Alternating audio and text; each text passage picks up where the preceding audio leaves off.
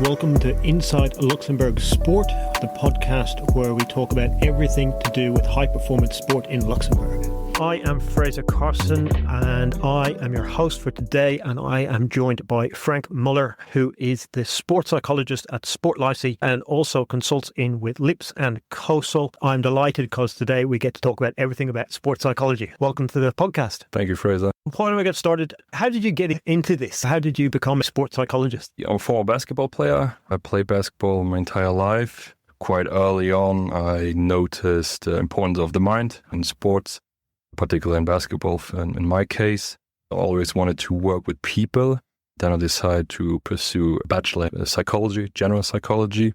And I found out that there's a possibility to combine my two passions, sports and psychology, so working with people. There's a field of sports psychology. Actually, I didn't know about sports psychology when I started psychology. And then I decided to specialize in sports psychology, doing a master's degree. And since then, after my master's degree, working as a sports psychologist. Your role was going through psychology. You had a general interest in psychology. Exactly. I think some other people are more interested in sports science and then try to get into sports psychology that way. What do you think are maybe some of the differences around the two approaches, or is there any in your opinion? Good question, a hard question. I think later on when you work in the field, I'm not sure if there's that big of difference. I think you have to, that's the most important thing, is that you know your expertise, but also your limits. If you chose the pathway coming through psychology and then specializing in sports psychology, you are a psychologist, mental health expert. If you chose the other pathway coming through sports science and then specializing in sports psychology, you have to know your limits and know that you're not a psychologist. I think that's the main difference, like the mental health aspect. Yeah, and how do you see that? Obviously, for me, I see sports psychology becoming a little bit more recognized now, but it's because of the mental health aspect and the mental well-being aspect. Have you seen some changes in that as opposed to just doing general kind of performance sports psychology? I think you're absolutely right that more and more people, also in the media, people talk more about sports psychology because of mental health, because a lot of big sports stars are opening up about their mental health and well-being. I think that's a great opportunity, not only in terms of the importance of mental health, but also in terms of the help in the domain of performance enhancement. So I think both go hand in hand. Yeah, big stars opening up about that, speaking publicly about their mental health, but also their work with sports psychologists, mental performance consultants. I think it's good for both domains, for mental health and mental performance. Yeah, that's one of the things I think we'll get into in a bit more detail as we go through. But just, I suppose you're the sports psychologist at Sport Lycée, main role, and you're consulting with athletes through, as I said, with COSOL, the High Performance Institute. What's a normal day like for you? Fortunately, of those, I don't have many. Every day looks a little bit different. I would say things that are happening every day are the one-on-one consultations with individual athletes. Very often I give workshops to either teams or a group of athletes. Then also a lot of meetings with the staff or the multidisciplinary team surrounding the athlete and the coach. I think those are the main pillars of my everyday work. And obviously you've got some good young kids coming through. When you start talking about it, Sport Lycée particularly, we're trying to develop athletes into high performance sport. Do you find they're embracing sports psychology more? Yeah, I think the new generation, they see sports psychology as a normal and integral part of their everyday training. At least it's nothing scary like it used to be. I think back in the days, sports psychology or psychology in general was something that you used when you had a quote-unquote big problem. And nowadays, I think it's more an integrated approach and people just see it as part of their everyday life as athletes, student athletes, and as a tool that can help them to achieve the same as athletic training, physical training, nutrition, and so on. So I think it just has become a normal part in a lot of athletes' day-to-day lives. That's what I always say when I'm consulting with people. It should be the same as doing your nutrition plan, going to the physio, getting all those kind of things done. It's an extra part of your training. It's not the only thing, but it's part of what you need to be doing. Exactly. And I think it's less problem focused. It's more, there's maybe another approach, another way to enhance your performances, to develop as athlete, but also as human being. And I think a lot of athletes, especially the younger generation, looking for those stepstones to enhance their performance. So what would be some of the main kind of techniques that you would teach some of those, particularly some of the younger athletes coming through? We start early with basic self-regulation techniques, so relaxation techniques. I think that's the foundation of a lot of techniques that then come later on. We do a lot of general self-awareness, like what is your purpose as an athlete? Why are you doing what you're doing? I think that's very important. And based on that, goal setting, what you want to achieve in the short term, but also in the long term. I think that's very important. Athletes or human beings in general, they have a sense of purpose and they know why they are doing a particular job or particular sports and what they want to get out of their career. And then basic mental skills, training techniques like visualization, relaxation, concentration training, and so on. I find that when I talk here and I teach the students here, I talk about goal setting. Everyone sets goals. I think they don't do it very well. Particularly, they might set a couple of long-term outcome goals. We forget about those stepping stones to achieve those things as well. So it's a really important tool, not just for sport, but also for general life. Absolutely. And I think a lot of people, all of us have goals, but there's a specific concrete technique to set those goals and achieve it in a more efficient way. And then the other tools you've mentioned are things like visualization. Again, a really powerful kind of tool for people, particularly because you can't train all the time. Physically, you can't do it. So using some of that mental practice is such a good way to enhance skills too. Exactly. Yeah. I think the main job we as sports psychologists have is to show the athletes different techniques, strategies, show them the way. But then at the end of the day, it's their decision which tool they use. And I always talk about a mental toolbox. And you as an individual athlete, you choose what tools help you and what tools you want to put in your individual toolbox. Yeah, that's interesting because we've not spoken about that, but that's exactly what I use as well. Yeah, that kind of toolkit that you have there, you've got different kind of approaches depending on the situation, the different skills that you could try. Yeah, exactly. And it should always be an individual, an athlete-centered approach.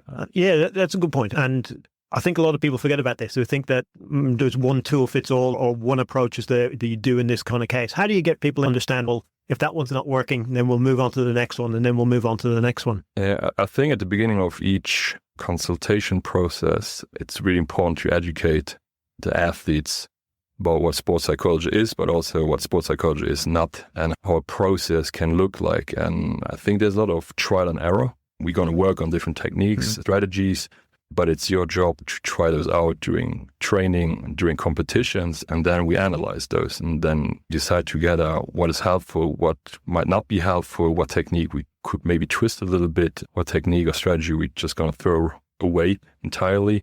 But there's a lot of trial and error, I would say. And then over a period of time, you as athlete, you build your own mental toolbox and your mental strategies, and you know what works for you and what doesn't. Yeah, so it's like any kind of physical skill where you have to practice, train, rehearse it, and try and get better at it all the time. Yeah, definitely. Yeah, that's why I like the term of mental training a lot, because it's like physical training. And I think there's a big misconception now that people think sports psychology is like magic. I go to a sports psych and I tell him or her my problem, and he's going to do some special fancy trick, and then my problem is solved. I think that's really important to educate athletes. That's not how sports psychology works. And the main responsibility on their side, we can show them, we can consult them, but they have to try it out and incorporate those different techniques and tools into their everyday practice, but also competition life. And you've mentioned the younger athletes coming through are becoming a little bit more aware and understanding the importance of the psychological and getting the mental prep right. What about some of those older athletes who've been in the system a little bit longer and seeing as soft or weak to go and see a sports psychologist? Well, at least that's my experience, that most athletes that come in and see me have an intrinsic motivation to work with a sports psychologist. They are open to sports psychology, the mental part of their sport, and working on it. So I'm not sure if the athletes that are still in the system nowadays, I would say they are part of that newer generation. Maybe it's most of the coaches, like the old school coaches. Sports psychology was not a part of sports when they were athletes or maybe at the beginning of their coaching career. So very often I think it's also a big part of our job to educate coaches, because coaches honestly are the most important people, the sports side of athletes' lives. Who coach, you see them every day and you get messages from your coach every day. And the sports psych you might see once a week. I must admit, I've seen a few coaches who have been awful. I remember one telling me, I could tell you who's mentally tough and who's not. Just scanning out. You have no idea what you're actually talking about in that old school approach. So with that, how would you work with those? So would you at times work with the coach and try to give them some of the skills to work with their athlete, or is it a direct intervention with the athlete that's more effective? It depends on the individual case. The perfect scenario would be I work with the athlete and the coach together as a tandem, or at least the coach is a big part of the whole sports psych process. Because like I said, athletes, they see their coaches every day, and if the messages that the coaches gives to them, either verbally or non-verbally, is the complete opposite of what I have been working with the athlete together, it's not going to be efficient. In a perfect scenario, the coach is a big part of the whole consultation process. That doesn't mean that the coach is present when I see the athlete, could be, but he or she should be part of the consultation process. Unfortunately, it's not always the case. Yeah. Have you seen some changes over the years? You said we're seeing psychology now more accepted, but within athletes, I suppose just the willingness to undertake and to do those kind of things and to become more professional in their approaches? On the coaches side? For the coaches, yes, first of all, yeah. Yeah, definitely. So I've come back to Luxembourg in 2018 after completing a master's degree and working for a couple of years in Berlin. And just in that 7-year span, I've seen a lot of changes on every domain, or how should I put it, the approach of a lot of stakeholders in the sports system. And one of those stakeholders obviously are the coaches.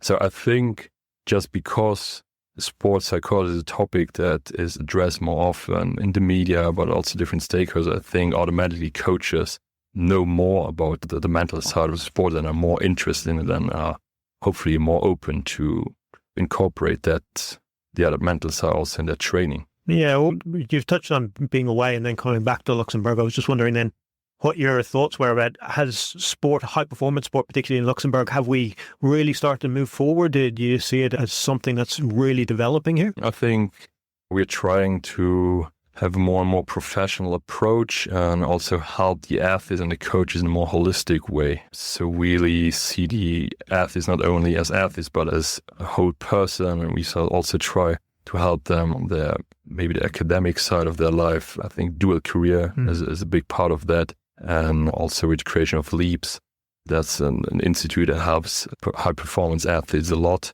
And then also the COSL, I think, is trying to implement more and more strategies, ways to help the athletes in a holistic way. And that helps the athlete obviously to perform better, but also to perform in a good, how should I put it, to perform well and also feel well while performing at a high level. It's been common when I've been doing these podcasts with people and we're talking about high performance sport in Luxembourg, and everyone's talking about it's not just about this specific thing, but it's a holistic approach to developing athletes and the individual as well. And what you're saying there's a big part of that too. Do you find then the psychology side that you deal more with performance or potentially with dealing with outside of sport issues? As a sports psychologist, because I'm not a clinical psychologist, obviously if I work with an athlete, it's not just an athlete sitting in front of me, but also a human being. So naturally, we also address topics outside of his or her sports everyday life. And I think it's also my job to help them there, because eventually this will help them to perform better, perform at a higher level. And I'm going to guess then you're working quite closely with things like career, where you're trying to get, it's not just an athlete, my identity, but I've got these multiple identities too, and trying to work. How do you find that some of the athletes, do they embrace that approach, or do they just, I just want to compete in my sport, I just want to focus on my sport? No, I think majority of athletes, they appreciate that. I think they appreciate the feeling of having a team around them, that they are not alone on their own, but there's really a team dedicated to help them perform better, also to help them achieve their goals in sports, but also academic goals, or maybe goals later on, start a professional career besides their sports career. And then within Luxembourg, and obviously you get a high performance sport in Luxembourg, we don't have many professional outlets for athletes here, so a lot of athletes then have to go away. How does that change potentially your approach? I think since COVID, everything has changed a lot to virtual work and online work. So I think since COVID, a lot of athletes embraced the opportunity to have video consultations, and it's become quite normal to them. Before that, I think most athletes would have preferred to sit in a room with a sports psych. And nowadays, I feel like a lot of athletes have no problems talking to a sports psych, whether it be me or someone else, via video consultation. And they actually see the advantages of that because they can talk to a sports psych while being in a different corner of the world for their competition. It's true. I found the same with some of the athletes I work with as well. The flexibility of doing it online now is a really great kind of thing. I've had some athletes who've been in China, they've been in all sorts of different countries, so they don't have to worry about coming in, but they can get the support that they need. Exactly. So it's nice to see that kind of change, and they said athletes embracing that kind of approach to it. I think it's just another tool that you can use to help athletes to work with athletes in a more efficient way. I prefer to see the person in front of me not over a video screen, but while they are away for their competition or training camps, that's a nice way to help them there too. Yeah. Now about then, we talked about some young athletes coming through. How do you go about helping them to create that mindset to be a professional athlete or a high-performance athlete? Because it's slightly different than just playing sport. They need to have a slightly different approach. I think it starts by knowing your why. Why do you want to be a professional athlete? Are the reasons behind that your own? Might it be something that you took over from your parents or coaches? Do you really want this and do you know what it means? So I think there's also a big educational work behind it. Because obviously young athletes, they only see the highs and the highlights of being a professional athlete, but they very often don't know what that means, all the sacrifice and invest that you have to put into that career. And it's challenging to be a professional athlete, and I think it's very important that young athletes that dream becoming professional athletes, that we support them in that endeavor, but also to educate them what that means. Yeah, do you think then the system in Luxembourg gets athletes to think more about the holistic approach, because we don't necessarily have big football academies where you're going to become the next David Beckham or Ronaldo or one of these kind of people? We don't have those necessary big stars or approaches to sport or people thinking they're going to be superstars. Does that change the mentality of athletes? I think nowadays here in Luxembourg, the young athletes have more role models that made it to the international stage as professional athletes. And I think that's super helpful. And we try to use that at Sportlis also to get those professional athletes to come to Sportlis and talk to our pupils about the life of being a professional athlete, what has helped them on the way, what have been challenges, and what tools or strategies have helped them to overcome those challenges. So I think that's really important to have role models whose path you can follow. And I think that's an advantage in Luxembourg. Everything is so close. Yeah, and it's probably one of the benefits of it being a small country as well. And other people have mentioned this on the podcast, that in Luxembourg, we can pick up the phone and call somebody else and do that. Because obviously you're working across multiple sports. Do you find it easy then to potentially get people together from different sports to think about different things, or to use them as an example from athletics to basketball or different sports? I think we have the advantage. We have youth athletes, student athletes from, I think, 22 different federations. So naturally, they are going to learn from each other. I think the High Performance Center, they also cross paths. So I think naturally in Luxembourg, they see each other more often on a day-to-day basis, and automatically they learn from each other.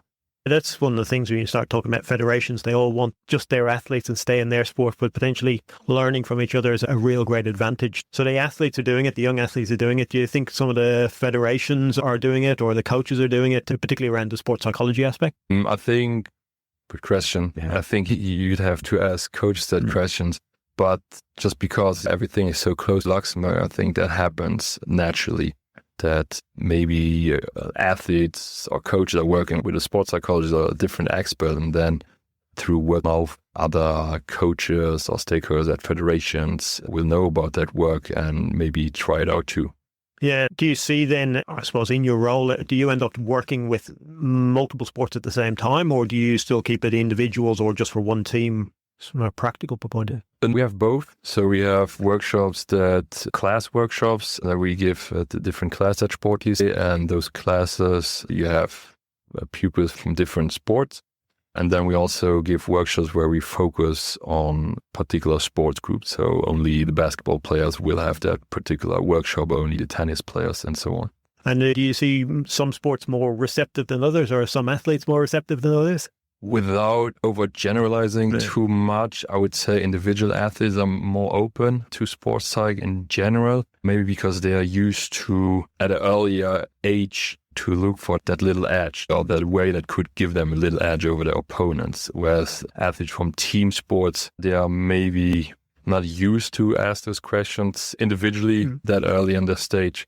So I think individual athletes, they start looking for sports psychology consultations early on. You give certain sports, tennis and golf, and who are always looking for that extra bit of edge. And I think some of the other kind of more team sports, you're right, whether they're conditioned a little bit more into just working with their coach, or still the language around the club or the team is that you don't want to see a sports psychologist, or I don't want to look soft or weak because then the coach won't pick. So there may be more reluctance from those. Yeah, and maybe also how will my teammates look at me when they know that I'm working with a sports psychologist? Yeah, that could play into that too. On the other hand, I also think that in team sports, teammates, they also for a lot of challenges and they help each other a lot. And I think in individual sports, you're more on your own and maybe you're looking more quickly for an outside person that could help you dealing with your challenges. Yeah, one of the things I'm always interested in is in team sports is the captain's role, because the captain is a leader in the team, but they're not necessarily someone who's been trained in any kind of leadership kind of skills. They're potentially the best player. How do you go potentially working with captains individual? Do you do anything specifically around leadership skills and helping them to develop some of those? So we have no particular leadership workshops for the captains at Sport Lycée, but if there's a player coming to see me and happens to be captain of his team, very often topics like leadership, communications are addressed, and I try to help them in those topics as well, of course. Yeah, do you see there's some of the skills that we probably should be teaching across the board as well? Yeah, and we try to do that. Like I said, the topics like communication, body language, growth mindset, I think that's an important one too, not only for captains, but in general. Yeah. But I think teaching leaders those different skills and topics will then have a domino effect and also help the other players in that particular team. Yeah. For those of you who don't really know, the basic is actually looking about what learning can I take out of each situation and how can I use that to develop a little bit more in the future if I end up in that situation again. Yeah, and I think it's really helpful in dealing with mistakes and cultivating an approach of philosophy that looks at mistakes in a more positive light. And I think that's really important for youth athletes. That's something that I try to teach the athletes at Sport Lycée, but also individually in workshops. So we have growth mindset workshops, because I think we are still, as a system in Luxembourg, probably in general in the sports world, too focused on results. I think especially at a young age, we should look at it in a more holistic way and focus more on the process and how to deal with adversity and taking risk and being open to mistakes. Because if I never make mistakes, it just means that I'm never taking risk, and that eventually will lead to not developing as a player, as a human being, as I could have. That's a really good way to do it, and actually changing that view of what success is about. Potentially it's putting in the effort, learning those skills and developing, as opposed to what the end result. And I think that's what sports psychology as well. Sports psychology is so much more than just teaching an athlete mental skills such as goal setting or visualization, etc. Those are really important. But I think as sports psychologists, we have a much more holistic job to do, and also help the athletes to develop the right mindset to become professional athletes and be successful as athletes, but also as human beings. I'm going to shift tact a little bit now, looking at particularly the young athletes coming through and the use of social media. And it's very much different from when I was coming through and playing a lot of sport. How do you think things like social media are affecting your role within sports psychology? I think it can be a blessing, but it can also be a curse. I think a blessing because you have a lot of famous athletes talking about their mental well-being, about their work with sports psychologists on social media. And that obviously leads to younger athletes being more open about working with the sports psychs. On the other hand, obviously it's a curse, and we don't have to dive too deep into that. We all know the risk and the challenges that come with social media, in particular for younger athletes. And that's also something that we do at Sportly, teach them how to use social media in a healthy way and in a way that will help them. Because social media, if you like it or not, it's here and it's part of our everyday life, and forbidding it or telling them not to use it at all, it will not happen. So we really try to show them ways to use social media to their advantage in a way. Yeah, and I think people are using it almost as a brand now as well. So for them to get known potentially in their sports, to get seen by other scouts or in different countries. So it's a very different kind of way of thinking. And we've talked about working with coaches who are probably a little bit older and may not recognize how that fits into the development of the athlete. Do you have to educate the coaches as well about some of these things? I'm not a social media expert, so I might not be the right person to someone else in social media. The only thing that I try to convey is that social media is a part of athletes' lives nowadays, and it will not help us if we only talk about social media in a negative way. We have to see the world from the athlete's perspective. And I think that's the most important message. So maybe try to ask your athletes about social media, about their use of social media, instead of just saying it's a bad thing and they should not do it. Yeah. Because that will just lead to reactions on the part of your athletes, and that will not help. So I think the message here in terms of social media, but also in terms of maybe more sensitive topics, is that the relationship aspect is so important. We'll only talk with you and listen to you if you have a good relationship with them. And I think if you have that, you can talk about every topic with your athletes. So talk more about the relationship aspect with coaches, and not talk specifically about social media. Yeah, it's funny. I did spend time with a rowing coach actually, and he was having major issues because the crew were live streaming some of their training. Never had that one. Yeah, I know. No. It was amazing. And it was this big shift of thinking about how to embrace this. Obviously didn't want them to use it, but then had to think about how do I educate these young, they were 15, 16-year-olds about the use of what it is, and ended up having, now you're giving away our tactics, so other teams are going to learn what we're doing, so we're potentially losing our edge. And that was his way to start to approach doing that. But it's a big difference in terms of mindset and approach to do. And yeah, here we as adults, as coach, whether it be coaches, sports psychologists, or other experts, we also need to cultivate a growth mindset. Instead of just saying, this is a bad thing, you should not do that. Or try to understand it and then try to see if you can use it to your advantage or your team's advantage. Yeah, I think that's a good way to probably, as we're developing athletes, particularly young athletes coming through, to develop that growth mindset so they can learn those skills that they can apply to other areas. Because not everybody's going to be an elite level athlete. And again, how do you speak with some of those athletes who are just on the cusp or potentially not quite going to make it, and they know potentially their end of their elite level career is going to come to an end soon, but we'd like them to keep involved in sports. So how do you work with some of those? Yeah. Might then decide I will not be a high performance athlete. Yeah, I think try to help them on a personal level. I try to make them understand that even though their sports career might come to an end, that doesn't mean the whole process was a mistake, unsuccessful.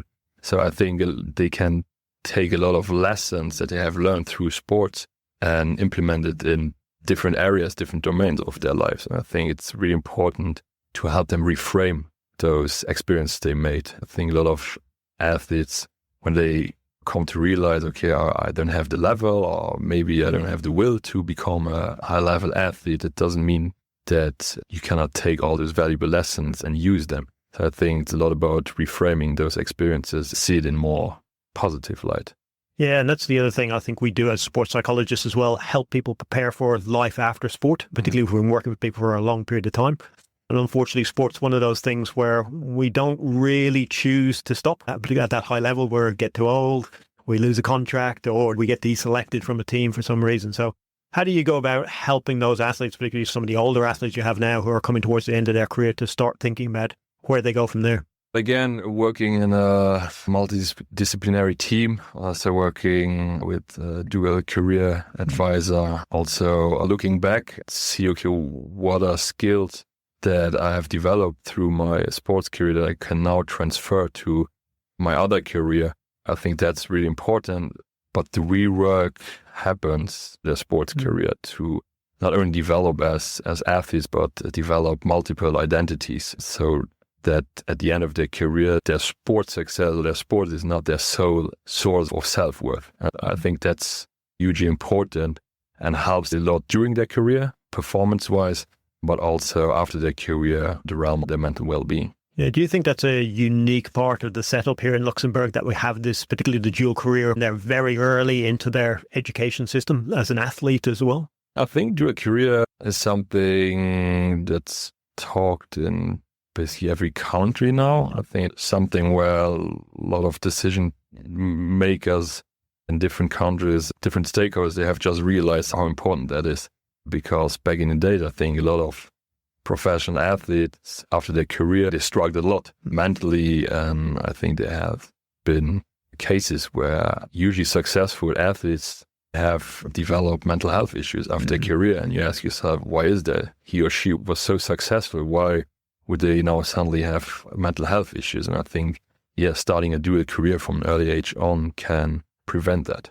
You mentioned other countries. You've worked particularly in Germany as well. How do you find the setup here in Luxembourg comparison to some of those bigger sporting nations? Tough question. I think, here everybody knows everybody, like such close proximity. I think the communication ways are shorter. And because we have a smaller size, we are more flexible, or we can adapt quite quickly. I think that's a unique characteristic we have here in Luxembourg. Do you find any differences with the athletes that you've been working with in some of those countries, and how do you embrace it, or the mindset even? I wouldn't say so. I don't think so. Maybe there's the difference, but that's changing too, that athletes in other countries, or younger athletes, that they had a clear pathway into professional sport. They had more role models. Okay, he or she made it in my sport, so why not me? And I think back in the days, we had that to a lesser extent here in Luxembourg, but like I said, I think it's changing also because of all the dual career initiatives we're taking, because of all the successful professional athletes we have now in Luxembourg. And I think the whole sports system in Luxembourg is becoming more and more professional, and you can also work in the sports industry if you're not a professional athlete. And I think all those things put together have helped that the younger people are maybe more open to choose a pathway for their career and their life. I want to work in high performance sports. I've talked about the culture of sport on this podcast with a few people we've had, and the consensus is in Luxembourg that people don't necessarily have a mindset to work in sport, to get to those high levels of sport. But potentially we are seeing a bit of change in that area, particularly things like having a structured system into sport that I see, and then following it up through and Colsol and Lips and these kind of services. And I think that's maybe the main difference between us, that those pathways, those structures, they have been there for decades now. We closing the gap, but we are still behind, I would say. So how do we go about getting more Luxembourgish up to high levels of sport? What would be your approach? Oh, that's a big one. Obviously more sports psychology, I wholly agree. But so how to get more athletes to try and pursue a career in high performance sports, or how to get more people try becoming sports psychs? So we have lots of good athletes coming through. How do we get them from a good national level into an international level performer? Yeah, I think keep doing the things we have been doing the last couple of years, investing more in sports to be able to support athletes in a more holistic way, to show them that there's a pathway in high performance sports.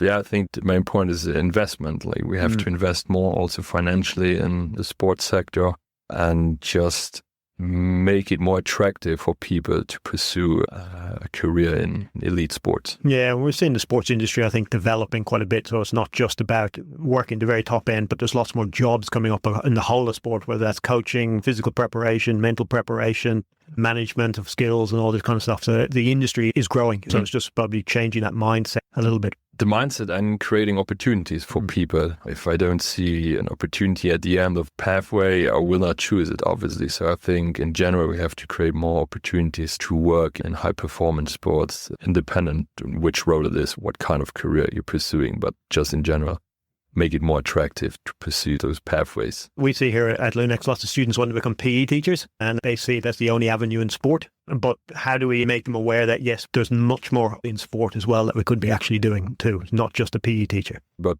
for that to be an attractive option for students, needs to be actual positions besides being a PE teacher in the world of sports here in Luxembourg. And now you mentioned it yourself, and I get this from our students, speaking to my sport and exercise science students all the time. I want to be a sports psychologist. How do I become a sports psychologist? What advice are you giving to someone who's young, wanting to get into sports psychology? How do they go about it? What kind of things could they do? I think the most important thing is to have the academic qualifications, to pursue those, and then also know the challenges. If you want to become a sports psychologist here in Luxembourg, there's not a lot right now, not a lot of positions. So you have to be realistic about that. But if you have a passion for anyone to do that, I would say follow that path and just try even studying, try to gain as much experience as possible. Do you see now as well, and we touched on this well-being versus performance side of things too, there's more opportunities coming up in the mental well-being side of things and mental health as opposed to maybe performance psychology? Yeah, most definitely. I think 99% of all psychologists working in Luxembourg are working as clinical psychologists or psychotherapists.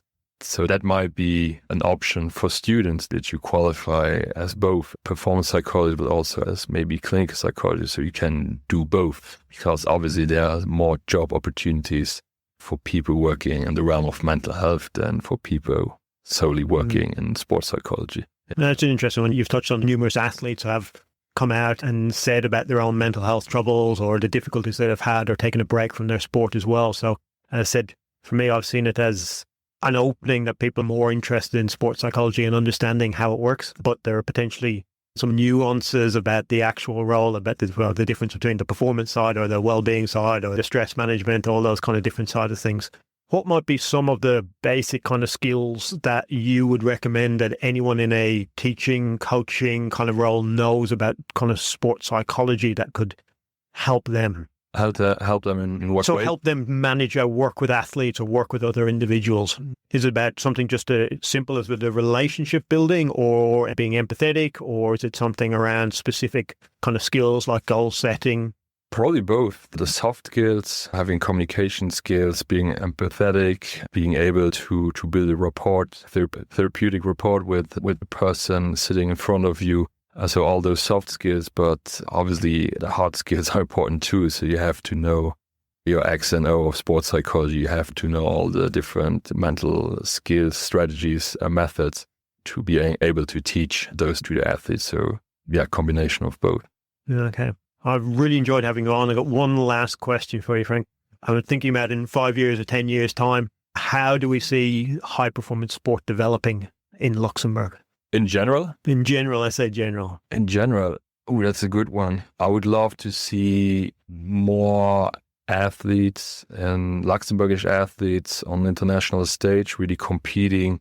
But that's not the only thing. I would also love to see those athletes really enjoying their sports. And I think that's, for me, maybe the most important thing, that you should always enjoy your sports. It doesn't mean that it doesn't come with challenges, that some days will suck, that it's hard work.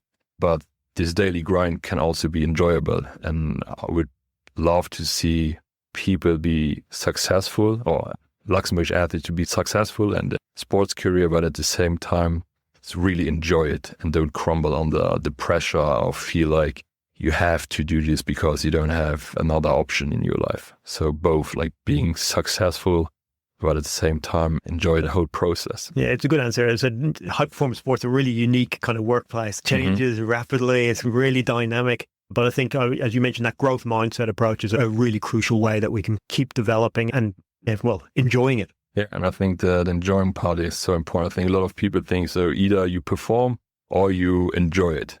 But in my eyes, both go together. And I think a lot of the biggest stars in sports nowadays, if you see them competing, a lot of them are actually enjoying it. So I think that enjoyment factor helps you to perform better. Definitely. And I think that's a really great takeaway message for anybody who's been listening. Go out there and enjoy your sport and get the most out of it yourself. Frank Müller, I really appreciate you coming on the show. I've got some great insights from you as well. So thank you very much. Thank you for having me.